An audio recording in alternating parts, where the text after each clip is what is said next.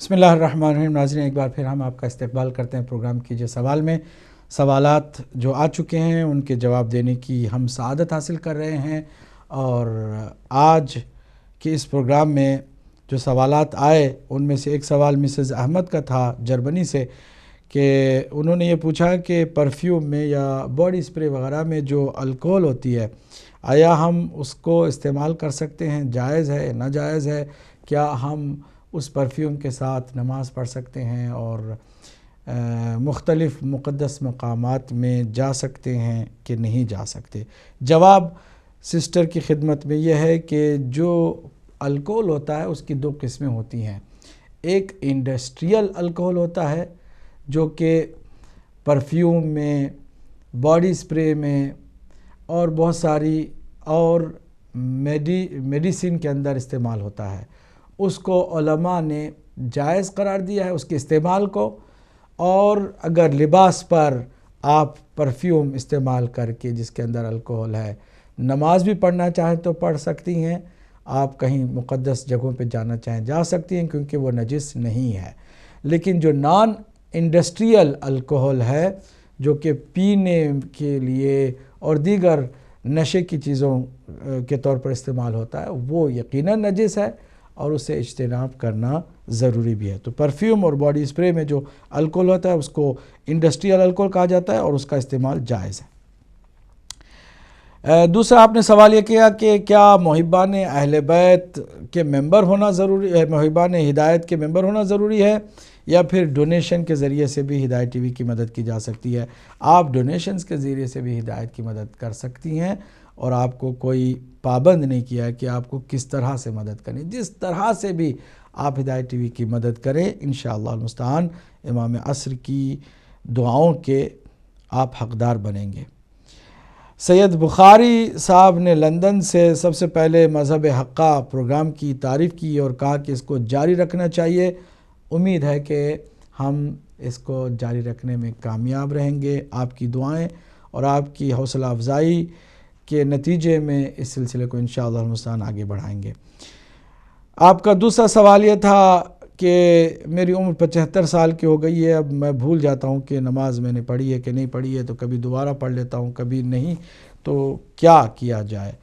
اس کا آسان ترین طریقہ یہ ہے کہ آپ اپنے پاس کسی ایک ڈیوائس کو رکھ لیجئے۔ آج کل موبائل کے ذریعے سے بھی ریمائنڈر کرانے والا جو ایپ ہے اس کے اگر اس کا سہارا لیں اور آپ کو بار بار بتایا جائے کہ نماز کا وقت ہو گیا، آپ نے نماز پڑھ لی ہے، پھر آپ جب دوسری نماز کا وقت آئے تو آپ کو وہ یاد دلا دے اور آپ نماز پڑھ لیں، تو اس طرح آپ کی اس کبھی کبھی بھول جانے کا اس کے ذریعے سے علاج ممکن ہو سکتا ہے، اور آپ انشاءاللہ المستعان نہیں بھولیں گے، اور اگر خدا نخواستہ بھول بھی جائیں تو آپ کے اوپر ذمہ داری بھی عائد نہیں ہوگی، اس لیے کہ اللہ سبحانہ وتعالیٰ کی جو پکڑ ہے وہ بھول جانے کی وجہ سے نہیں ہوگی۔ آپ کا ایک آخری سوال یہ تھا کہ جو یہاں خواتین آئی بروز کے بال نکالتے ہیں یا ٹھڈی کے بال نکالتے ہیں تو کیا ایسا نکالنا جائز ہے؟ جی ہاں، کوئی حرج نہیں ہے شرعی طور پر انہیں اپنے بال بنانے اور اپنے بہوؤں کے بال نکالنے اور دیگر سنگھار کی اجازت ہے، اس میں کسی طرح کی کوئی پرابلم نہیں ہے۔ غلام رسول صاحب لاڑکانہ پاکستان سے یہ سوال کیا کہ وہاں کچھ شیعہ ہیں نام نہاد جو علی کو اللہ کہتے ہیں، تو اس پر آپ روشنی ڈالیں۔ کہ میں آپ کی خدمت میں عرض کروں کہ یہ جو نصیری ہیں نا، وہ اگر اپنے آپ کو شیعہ کہتے ہیں، جیسے بہت سارے خارجی اور ناصبی اپنے آپ کو سنی کہتے ہیں، تو آپ ان کی باتوں میں نہ آئیے گا، بلکہ ان کے عقیدے اور ان کے کردار کو دیکھیے گا، اسی کے حساب سے انہیں سمجھیے گا۔ ہم کبھی بھی ناانصافی کرتے ہوئے یہ نہیں کہتے کہ جو اہل سنت والجماعت کا دعویٰ کر رہا ہے وہ یقیناً اہل سنت والجماعت ہے، نہیں، ہمیں معلوم ہے کہ اہل سنت والجماعت ہوتا تو اہل بیت اطہار کی شان میں گستاخی نہ کرتا، اور اس قدر بغض نہ رکھتا اہل بیت اطہار کے ساتھ۔ بغض رکھنے والے کو ناصبی کہتے ہیں اور دشمنی کرنے والے کو خارجی کہتے ہیں۔ اسی طرح شیعوں کے نام پر اگر کوئی نصیریت پھیلاتا ہے تو اس سے کوئی بھی متاثر نہ ہو، نعرے کچھ بھی لگاتے رہیں۔ حقیقت یہ ہے کہ جو علی علیہ السلام کو خدائی درجے تک لے جاتا ہے یا پھر کسی خدا کی صفات سے متصف کرتا ہے اور خدا کی کسی بھی صفت میں شریک قرار دیتا ہے، وہ نصیری ہے۔ شیعوں سے اس کا کوئی تعلق نہیں ہے۔ شیعوں کا عقیدہ یہ ہے کہ اللہ سبحانہ تعالیٰ کا جب خود محمد مصطفیٰ صلی اللہ علیہ وآلہ وسلم بندہ ہے تو محمد مصطفیٰ کا جو غلام علی مرتضیٰ ہے وہ ہمارا امام ہے، اور ہم کسی طرح مولا علی علیہ السلام کے بارے میں الوہیت کو تصور میں بھی نہیں لا سکتے ہیں۔ جو وحدہ لا شریک مانتا ہے اللہ سبحانہ تعالیٰ کو، اور رسول اللہ کو آخری رسول مانتا ہے، اور رسول اللہ کا حقیقی جانشین علی علیہ السلام کو مانتا ہے اور اپنا پہلا امام مانتا ہے، وہ شیعہ اثنا عشری ہے، اور کوئی شیعہ اثنا عشری نہیں ہوتا جو اس طرح کی شرک اور کفر آمیز گفتگو کرے۔ سید علی جان شاہ صاحب لوٹن سے سورہ اعراف کی 51، 52 اور 53ویں آیت کی تلاوت کرنے کے بعد بہت عمدہ یہ بات اٹھائی ہے کہ اگر مولا علی علیہ السلام نے قرآن کی تعویلات کی بنیاد پر جنگ کی ہے تو کیا قیامت کے دن اسی طرح ان تعویلات کے حق ہونے کو ظاہر نہیں کیا جائے گا؟ یقیناً ایسے ہی ہوگا۔ مولا علی کے مقابل میں جو بھی آیا وہ قیامت کے دن رسوا، شرمندہ، ذلیل، خوار اور جہنمی ہوگا۔ یہ مسلم حقیقت ہے۔ یہ تو اہل سنت کی کتابوں میں بھی مسلم معتبر حدیث موجود ہے کہ جنت میں صرف وہی جا سکتا ہے کہ جس کو مولا علی علیہ السلام سے پروانہ ملا ہو۔ مولا علی اپنے مقابل میں آنے والے کو ہرگز پروانہ نہیں دیں گے اور وہ جہنم میں جائیں گے۔ اسی طرح یہ جو بہت ساری جرم کی داستانوں کو چھپانے کے لیے، توجہ کیجئے، لفظوں کو میں بہت سوچ سمجھ کر بڑی ہی احتیاط کے ساتھ نپے تلے انداز میں آپ کی خدمت میں پیش کر رہا ہوں۔ جو مجرموں کے جرم کی داستانوں کو چھپانے کے لیے اور ظالموں کے ظلم پر پردے ڈالنے کے لیے اور ارباب اقتدار کو صحیح گردانے کی کوشش میں ان کی ہر خطا کو، ان کے ہر جرم کو اجتہادی خطا کا نام دیا جاتا رہا ہے۔ اللہ انہیں پوچھے گا ضرور کہ اجتہاد کو تم سمجھتے بھی تھے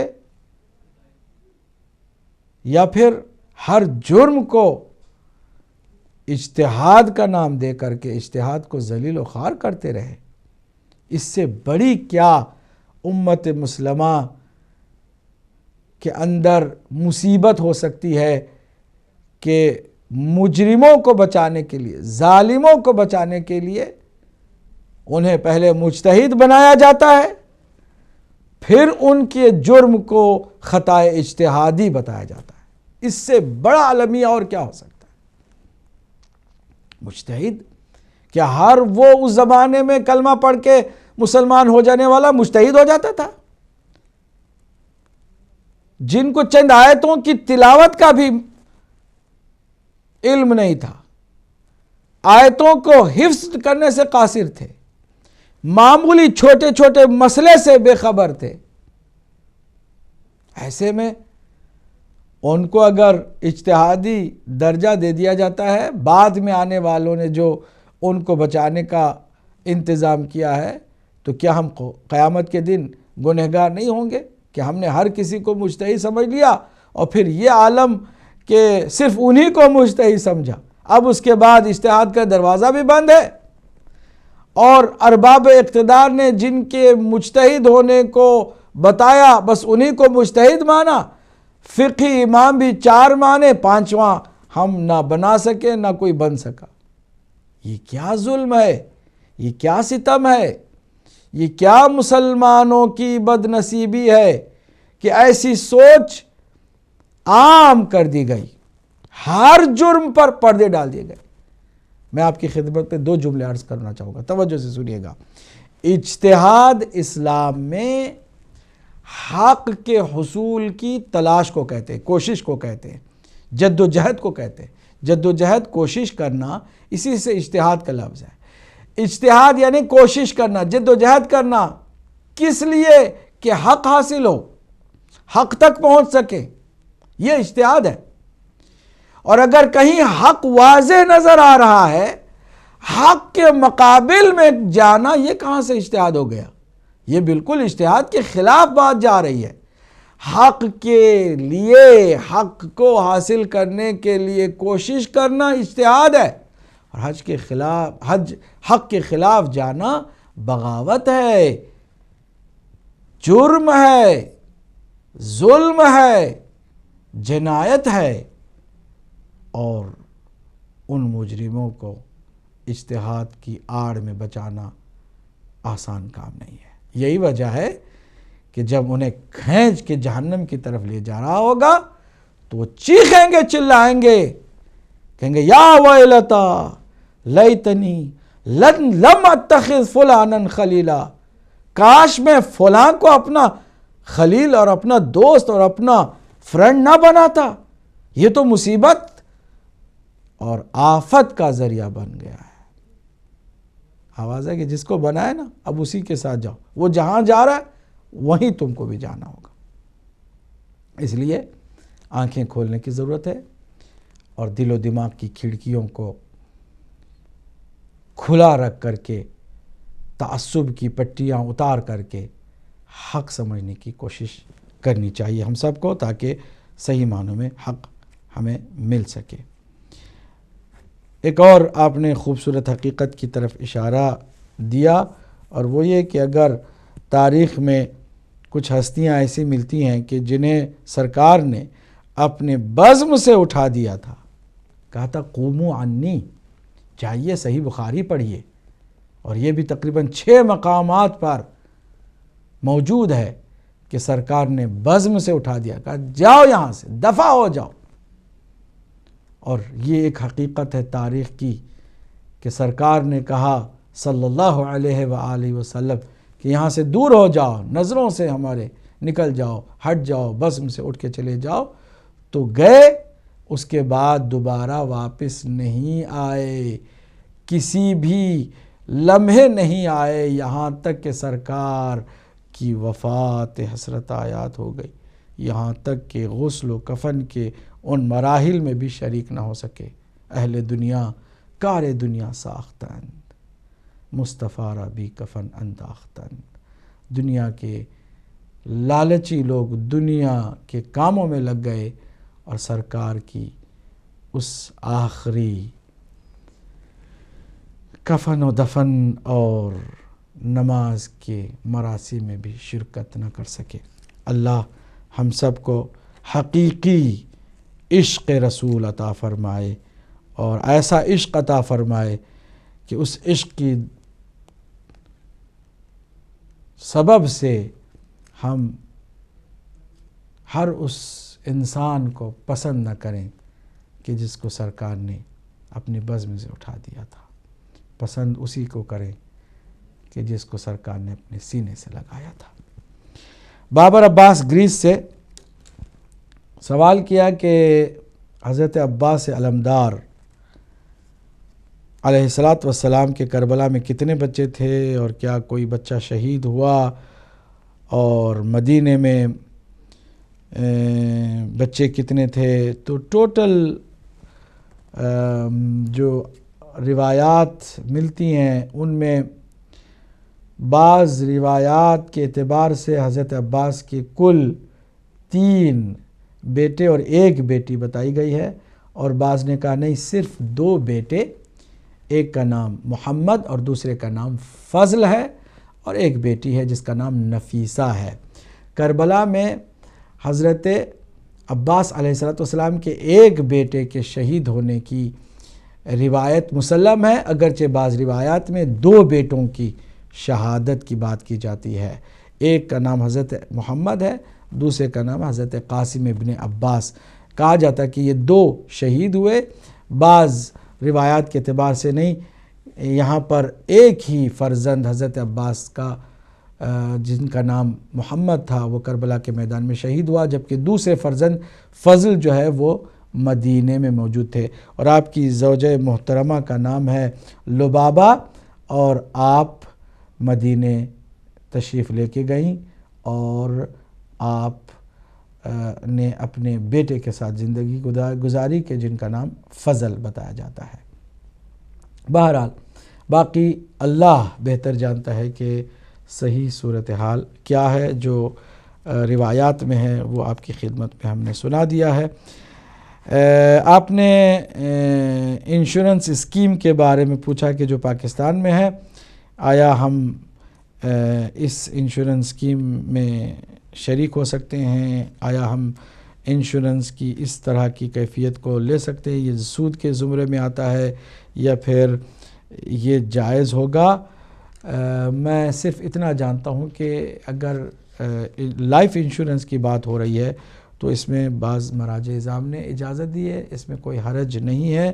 آپ نے اگر ہر سال دیا اور اس کے بعد آخر میں 50 سال کے بعد، 10 سال کے بعد، 20 سال کے بعد اچھی خاصی آپ کو رقم ملے تو آپ خمس ادا کر کے اس رقم کو استعمال کر سکتے ہیں، اس میں کوئی خرابی بھی نہیں ہے۔ شہزاد صاحب جرمنی سے سوال یہ کیا ہے کہ سرکار نے جو اپنی وفات سے پہلے مولا علی علیہ السلام کو وصیت فرمائی تھی کہ آپ کچھ بھی ہو جائے تلوار نہ نکالنا، تلوار نہ اٹھانا، تو کیا یہ اہل سنت کی کتابوں میں موجود نہیں ہے؟ کیوں نہیں؟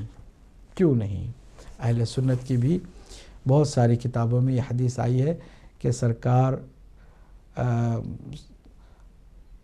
سید المرسلین صلی اللہ علیہ وآلہ وسلم نے غدیر کے اس اعلان کے بعد مولا علی علیہ السلام کو بلایا اور فرمایا کہ ستقدیر بکا امتی، ستقدیر کا امتی من بعدی، میرے بعد ان قریب امت تمہیں دھوکہ دے گی۔ یہ جو غدیر کے میدان میں ہر کوئی آ رہا ہے، بخن بخن کے صدائیں بلند کر رہا ہے، مبارکبادیاں دے رہا ہے اور آپ کے ہاتھ میں ہاتھ رکھ کر کے بیعت کر رہا ہے، سن لو کہ یہ بعد میں ایسا نہیں ہونے والا۔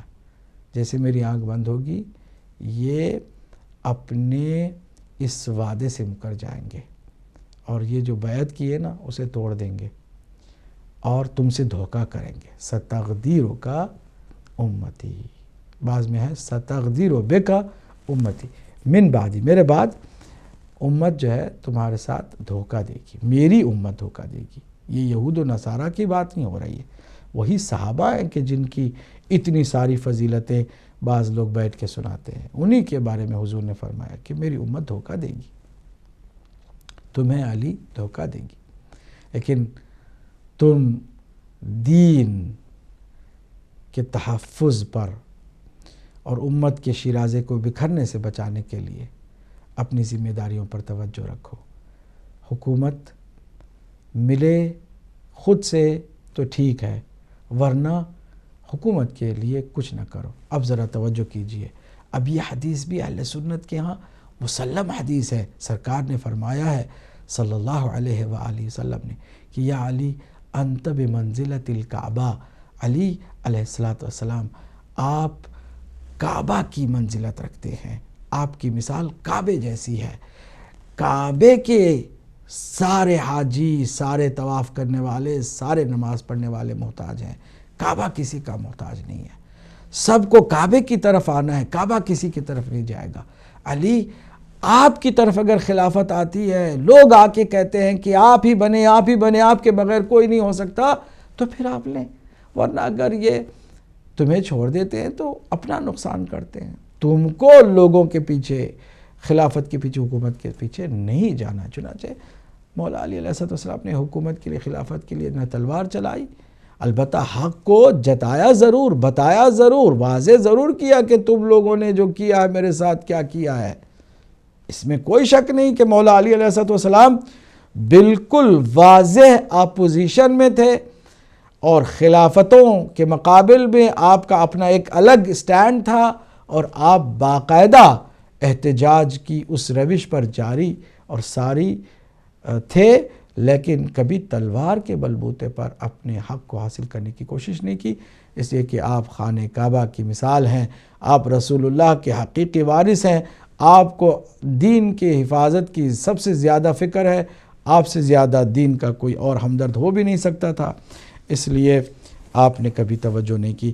بعد میں جو آپ نے سوال جو کیا ہے کہ ایک ریفرینڈم سب سے بڑا ہوا، اور جب ساری دنیا آپ کی طرف متوجہ آئی کہ آپ علیہ السلام نے نہج البلاغہ میں لوگوں کی طرف سے آپ کی طرف آنا، لوگوں کا آپ کی طرف آنا جو ہوا، اس کی جو کیفیت ہے آپ نے بہت خوبصورت انداز میں فرمائی ہے کہ لوگ عثمان بن عفان کے قتل کے بعد میری طرف خلافت لے کر اس طرح آئے جس طرح پیاسے اونٹ صحرا میں چشمے کی طرف دوڑتے ہیں، اس طرح دوڑتے ہوئے میری طرف آئے۔ تشبیہ کی خوبصورت، اپنے آپ کی تشبیہ چشمے سے دی، صحرا میں چشمہ، اور امت کو تشبیہ دی پیاسے اونٹوں سے۔ کیا فرمانا چاہتے ہیں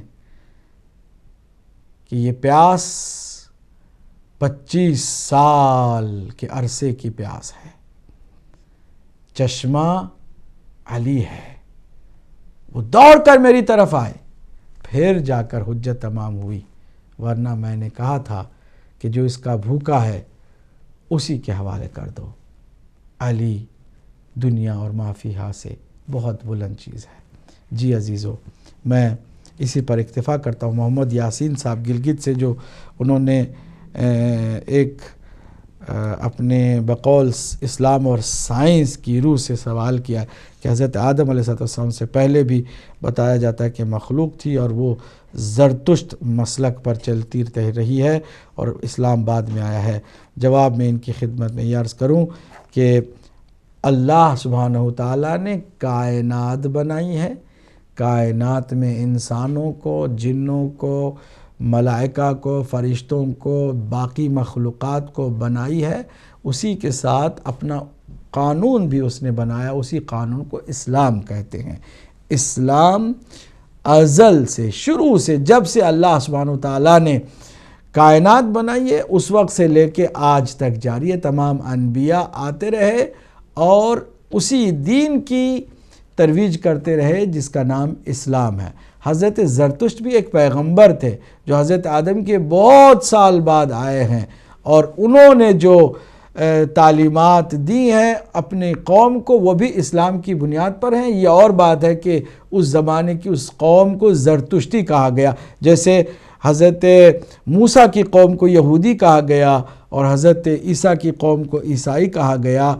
اس طرح لوگوں نے انبیاء کے نام سے ان کی قوموں کو منسوب کرنا شروع کر دیا، لیکن انبیاء کا جو مشن تھا، جو ان کا دین تھا، جو ان کا قانون تھا، وہ صرف اسلام تھا، اسلام سے ہٹ کر کوئی بات نہیں تھی۔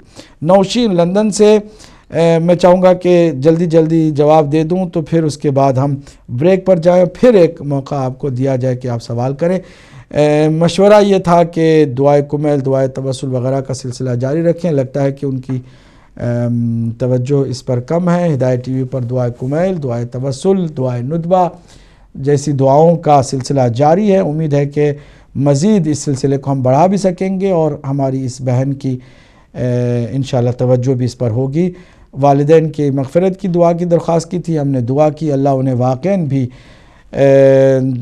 مغفرت سے نوازے اور دنیا کی برزخ کی ہر مشکل سے انہیں نجات عطا فرمائے۔ رباب زہرا لاہور سے ہماری بہن تھیں، انہوں نے پوچھا کہ یہ جو پاک دامن بی بی ہیں اور ان کا جو دربار ہے کہتے ہیں کہ وہ رقیہ بنت علی کی قبر ہے، بعض کہتے ہیں کہ نہیں کوئی اور ہے، تو اس کے بارے میں ہمیں بتائیے گا۔